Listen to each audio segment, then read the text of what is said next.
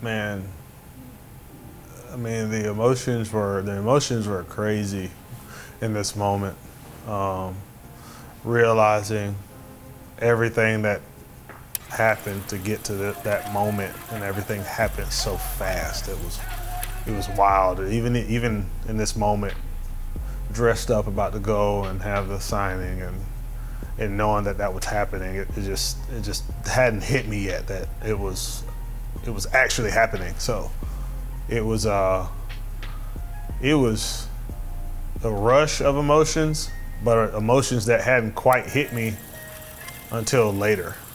I still was in the midst of what were my emotions. I had no idea really. I was just kind of living out a dream almost, you know. So it was quite it's quite the feeling being there and knowing that that was an actuality and it was about to happen. Man, first off, it's probably cold. Oh man, but that sign right there, man, that was it. Getting that sign, seeing that sign walking in, it was surreal to think that this was happening. Getting in the clubhouse, man, and first thing I noticed before I came in were those doors, and we didn't have those doors before. So I was like, man, it's new already to me, but talking to Bob and, you know, being able to just think about how awesome this was, this moment, have my children there with me. Always a dream of mine. And yeah, to get that 22 again and be in that locker, my locker, was amazing. Amazing. It was a great feeling. But as you can see, couldn't wipe the cheese off my face. And yeah, man, I was excited. It was really, really, really cool to be able to put that number back on.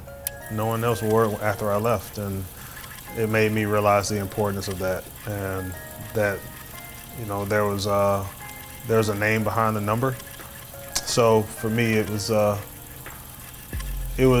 nice gesture from other guys. It was a nice gesture from our clubhouse manager, Scott Bonnet, to hold on to that number. And that was a part of me that felt like gave me more of a thought and of it being a reality that I'm going to come back and I'm going to wear that number again. And that's part of the reason that number's being, you know, kept. And it's just waiting for me to come back and wear it. Let's go, Bucks.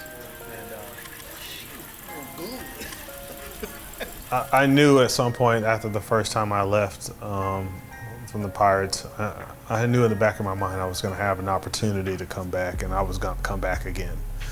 So it was a really good feeling to live out that thought, to live out that dream, and to know that that moment is here. I'm here, you know, living out what I knew was going to happen. And that was even after the 2017 season. It was like, here it is, you know. And so it was amazing, but the most amazing part is to literally be able to do it with my entire family there, my wife and my kids. They're gonna be able to see something that they weren't a part of, and I was so excited about that. This place is a part of me, and there's nothing like it. It's nothing like it. It's nothing like being back, seeing familiar faces. It's just, you know, it's just great. And one of the biggest things and one of the coolest things I get to do is I get to show my kids that this is part of who I was, and this is part of who I am, and they get to see that, and they get to. Something really special happened on this day, and it was the Blackout. Can you kind of give us some context to tweeting out, like, let's black out the stadium for PNC Park, and then just what it meant to you to see essentially everyone doing it? It shows for me the relationship that I have and I've developed with the Pirates fans here. I feel like my relationship with the fans is like another teammate, honestly. And You know, there were some people mentioning it to me about saying something about there being a blackout, and I've never been the guy to just tell people to do something, do it, you know. So I wanted to make it as organic as possible as I could, and whatever I tweeted was in the sense of, you know, man, that would be dope if that were to happen. So I never said do it, you know. I kind of kept that up. I left that up to the fans. They knew that I said that it would be cool to do, and they still did it. So it just shows their commitment. It shows our relationship, and it just shows the dedication that these fans have. And it was unique. It was really cool to be able to experience it because it brought back so many old memories of the last blackout that we had. It was nice. It made it feel like the playoffs all over again. It is crazy. Everyone is going insane for Kutch today. Blackout. It is really awesome. Well, you know, McCutchen's back. That's a good feeling. I got his jersey. I bought his jersey personally. I usually come to opening day every year, but this year there's something different about it. I don't know if it's the return of McCutchen to Blackout. Same locker I've always had right next to the bathroom. Easy to get in and get out, I always said. But it's nothing like that experience coming back, man. It just felt like the playoffs all over again. You know, and it was to see those fans in a sea of black, and it was great, man. I mean, the smile was real because I was happy, man. I was happy to be back, you know. So, you know, it was great just to be in be right up there wearing that number again. Man, it was amazing. It really was. This was about the only time I was about to cry. It was my mom singing, you know, and so not too many times you get to be proud of your parents, I think, and so, you know, I was really proud of my mom at that moment to be able to do what she loves, because she's always been able to see me do what I love. So, you know, it was great. It's great for me and a great moment for me. Yeah, man. This was awesome. This was awesome. Hearing this is something that I was looking forward to, you know, being in this moment, and them giving me my time, the Grundall and the umpire, them giving me my time, have that moment with the fans coming out. It was a surreal experience for me to know that, you know, I was back, and I felt like in my mind, like, I'm not going anywhere else. Like, you know, this is what I'm here for, and I'm never gonna, you know, take for granted, you know, what my experience in my life and my time here with the Pirates was like, you know, being away. And as you can see, everyone's emotional. My wife's emotional, and I'm sure the fans were too. And it was a great time. And I just knew at that moment I could barely see anything because my eyes were welting up with tears, and I told myself if there was anything that came close to where I could hit it, I was swinging. I was like, because I'm going to do my best. And, you know, he threw it in the right place, and they were positioned in the spot to where I got that hit. So it was a storybook, man. It was something that you see happening before it happens, and, you know, it was an anticipation, and it's almost like everyone knew it was going to happen, you know. So it was great. It was a good moment for me. It was a great moment for me, and it was just the beginning of being back. And it was just, don't take it for granted, you know. Don't take it for granted, you know. Like, that was kind of my thought, really. I don't remember what happened after my first hit. The whole game. Like, if you said, yeah, obviously I got like 2 more hits. I think I got 3 hits that game.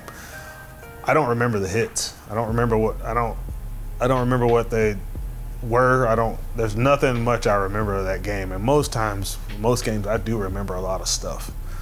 But I think the overall emotion in the build-up of that moment, my first at-bat, and before the at-bat, the ovation, I remember that more than the outcome of my performance or the at bat. And I think that's what your experiences are. Your experiences are like, and things you remember are things that, you know, were either traumatic or really important.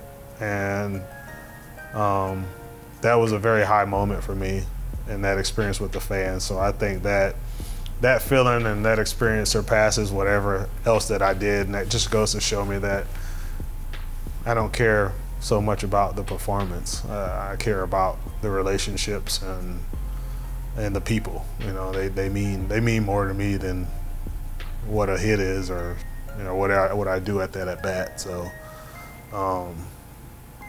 yeah, it's crazy, man. I just remember that one at bat. I remember that first at bat. I remember the emotions. I remember prior to it, the ovation. And I don't know if I scored that. I don't know. I have no idea. I know we won. Like, that's it. And at the end of the video, I see that I'm dirty. So obviously I slid at some point. So I just don't remember much about it, man. So it's neat. It's neat to think about, really.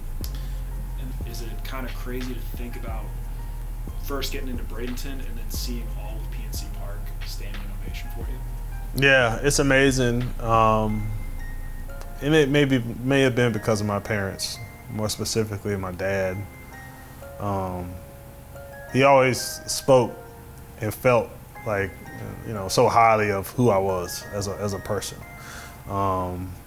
Always telling me what the things that he believed in and how he felt that I was going to make a difference and that I was going to be something bigger than myself. Like, these are the things he always told me as a kid, and maybe that has a lot to do with these things happening, gaining that confidence because of him. But it's awesome I'm always constantly reminded of those small conversations that I used to have with him, and even my mom, and even other coaches. And you think about all this stuff, and then, you know, when these things happen, to get a standing ovation from a crowd of 40,000 people wearing all black, all because you tweeted one word, it makes you go back on those conversations and relive those moments. And it was one of those, they see something that I don't see yet, you know. And so it's just it's gratitude, really. At the end of the day, it's, you know, it's what it makes you feel like, and makes you appreciate all those moments. My goal has always been to build a championship and with this team and be a part of one. So now I'm back, and all I've ever wanted being back is to build a championship here. And I don't know why it wouldn't be any different from feeling how I felt. All the feelings that I've had in the past and before, they've seemed to happen. So I don't think this feeling that I have is a fake feeling, you know. So back for another year, and I'm happy, of course, and excited to be back, but I know there's a lot of work to be done. We had a lot of call-ups. We had a lot of guys who were just getting their feet wet and, you know, trying to make a name for themselves while being up here. And it was good. You knew there was going to be challenges with it, but it should make people more confident on what is here and also what's to come. It's only going to make the team better and stronger. And I'm excited about that and this organization for what's here and what's coming, because it's just going to make the team better. It's a group of guys that are eager to win, eager to learn, and I feel like they're going to do that because of the experiences that we've had, especially this past season. So yeah, it's gonna be even more fun, I think. And I think we have the formula, and we just gotta solve it and then get to work. But I also know through that work, if we're committed and doing the right things, we'll have a better opportunity to make a championship come here. So I'm ready for it, and, you know, I'm looking forward to getting to work again.